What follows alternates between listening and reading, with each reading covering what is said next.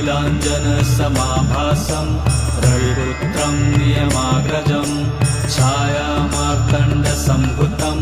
तं नमामि शनैश्चरम् नीलाञ्जनसमाभासं रविपुत्रं नियमाग्रजं छायामार्तण्डसम्भुतं तं नमामि शनैश्चरम्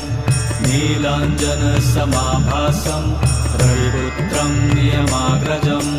छायामार्तण्डसम्भुतं तं नमामि शनैश्चरम् नीलाञ्जनसमाभासं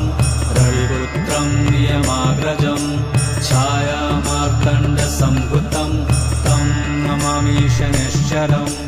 नीलाञ्जनसमाभासं रविपुत्रं नियमाग्रजं छायामार्तण्डसम्भुतं तं नमामि शनैश्चरम्।